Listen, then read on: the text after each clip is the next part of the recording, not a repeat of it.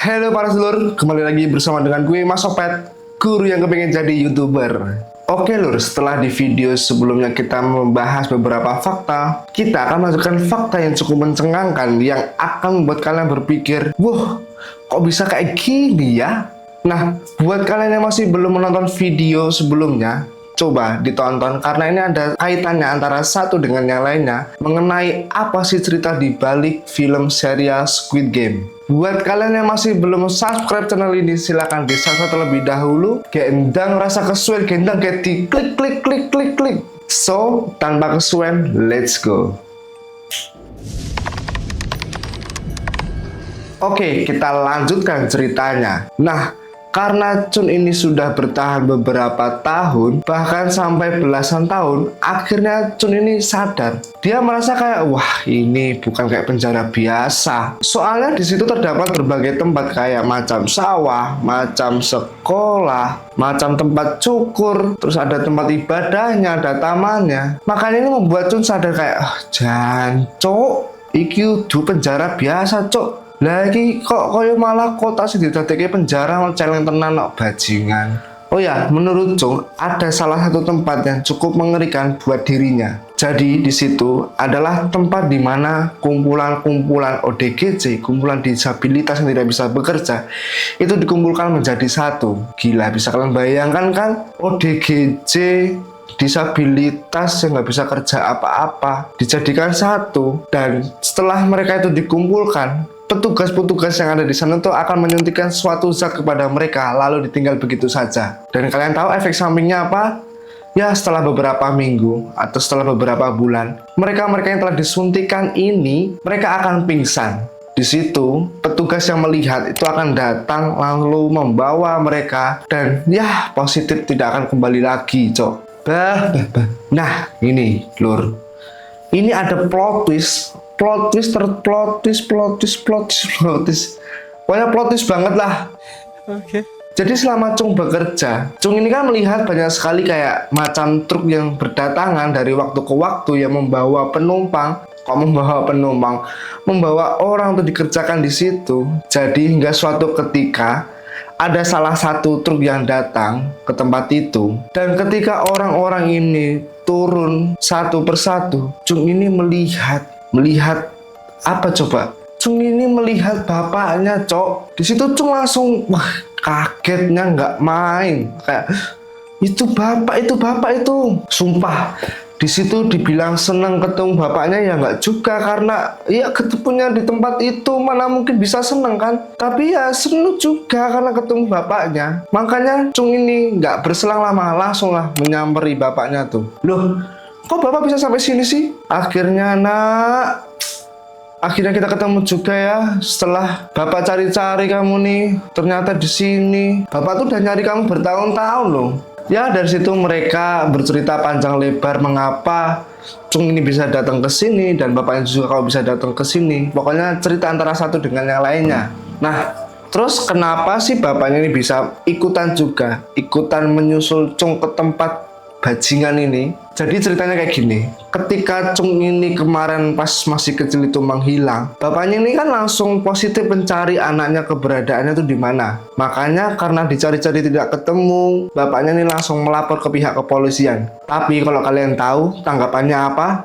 Ya sama kayak di negeri Konoha. Responnya ini sangat-sangat lama sekali, cok. Kayak nggak digapai sama sekali sama mereka. Dari situ ya bapaknya ini karena melihat responnya ya tetap mencari keberadaan si Chung. Tapi di samping itu ya bapaknya tetap berusaha untuk melapornya ke pihak kepolisian supaya dibantu. Hingga akhirnya ya benar dibantu sama Pak Polisi. Bapaknya nih dibawa ke tempat itu untuk ketemu anaknya. Gendeng nggak wilur, sumpah. Gendeng pol. Oh ya, untuk mengingatkan kembali, tempat yang katanya baik tapi ternyata sadis, namanya adalah The Brother Welfare Center. Ini sebenarnya tuh tempat penampungan tunawisma yang gelandangan dan sejenisnya, macam kayak pengemis, pemulung, pengamen. Jadi ya isinya orang-orang itu yang dikumpulkan menjadi satu.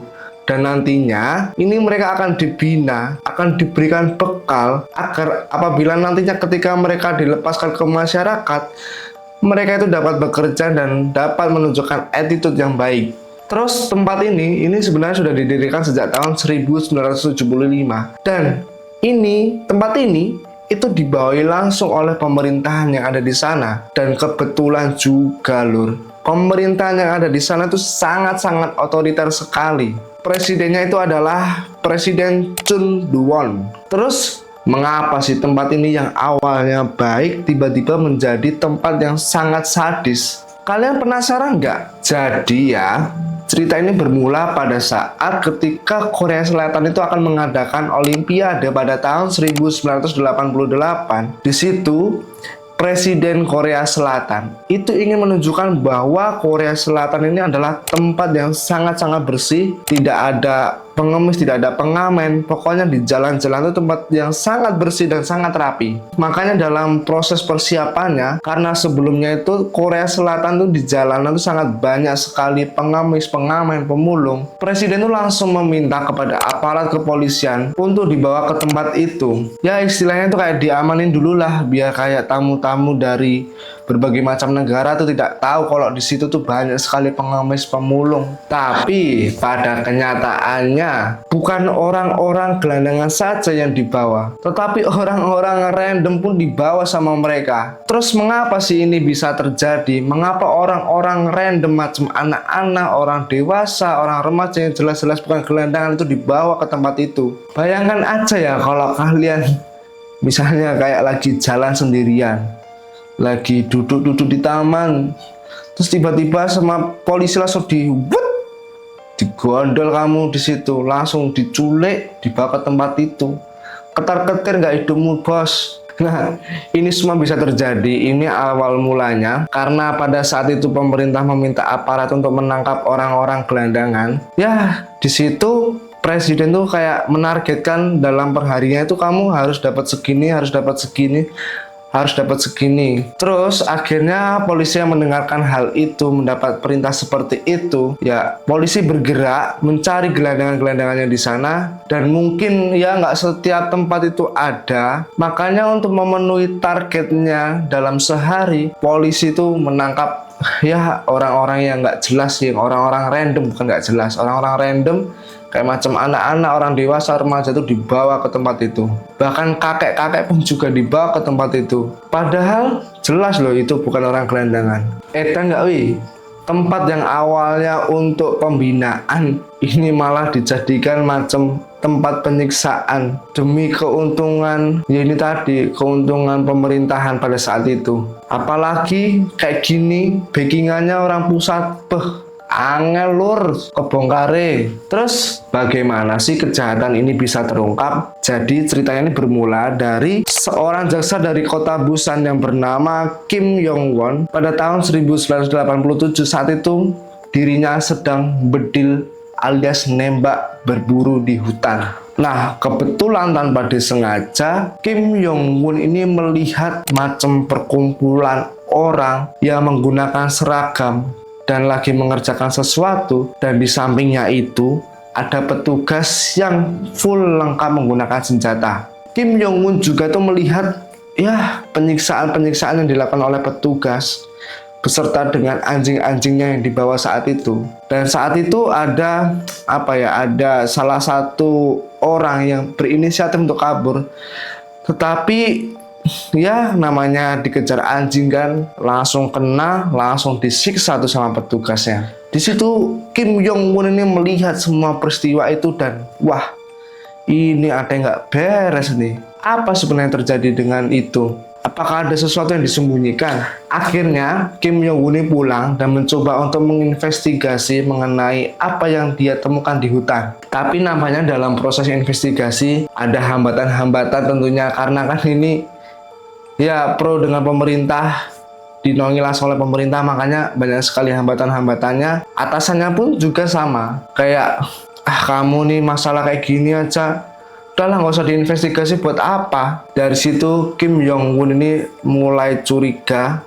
wah ini pasti nggak beres, positif A1 nggak beres ini. Akhirnya dia bergerak sendiri bersama dengan timnya untuk melakukan kunjungan ke daerah itu. Di situ mereka menemukan banyak sekali uang-uang dolar Amerika, dolar Australia, yang jika dijumlahkan itu berjumlah 5,5 juta dolar, atau jika kita rupiahkan itu sekitar 87 miliar. Dari situ dengan apa yang mereka temukan, investigasi pun diperdalam oleh mereka. Akhirnya ya usaha yang selama ini dilakukan oleh Kim Jong Un dan bersama timnya ini membuahkan hasil yang manis, cok. Pemilik dari The Brother Welfare Center ini, Park In-cheon, akhirnya ditangkap dan menjadi terdakwa atas kasus penggelapan uang dan pengurungan ilegal. Tapi ya kalian tahu sendirilah namanya, ya kayak tadi gua bilang, pro pemerintah. Makanya Park In-cheon ini hanya dipenjara selama 2,5 tahun, cok. Gila kan, 2,5 tahun. Dan anehnya dalam kasus ini, Park In-cheon ini hanya ditangkap berdasarkan penggelapan uang. Padahal yang pengurungan ilegal tadi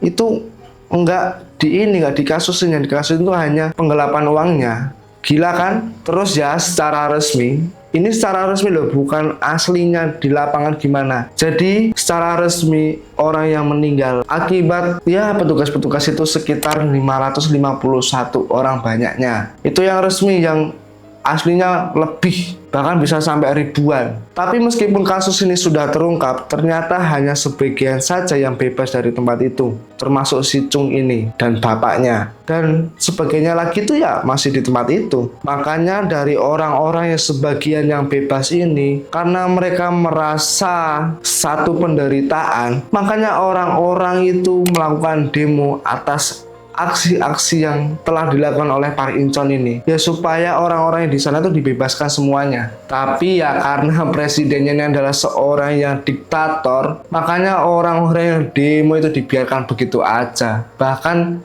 orang-orang yang banyak omong itu ditutup sama dia mulutnya rapat-rapat. Dah nggak bisa berkata-kata lah gua.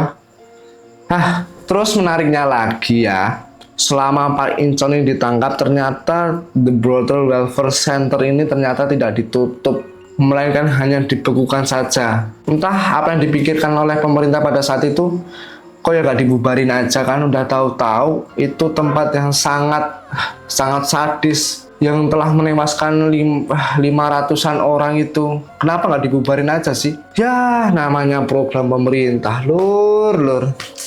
Mana mungkin dibubarin. Makanya setelah Park In-cheon ini menjalani masa tahanannya setelah 2,5 tahun, Park In-cheon ini ditugaskan kembali oleh pemerintah pada saat itu untuk membina, ya sama kayak sebelumnya, untuk membina orang-orang tunawisma yang gelandangan dan tidak mempunyai tempat tinggal. Ya tempat itu yang digunakan. Gila nggak? Tapi di sini tempat penampungan itu tidak lagi menggunakan nama The Brother Welfare Center. Ya mereka tuh mengubah nama itu biar kasus-kasus ini bisa tersamarkan gitulah. Terus seiring berjalannya waktu, pada tahun 2013, Park In-cheon dan anaknya ini ditangkap lagi oleh pemerintahnya di sana atas dakwaan penggelapan uang. Lagi-lagi penggelapan uang.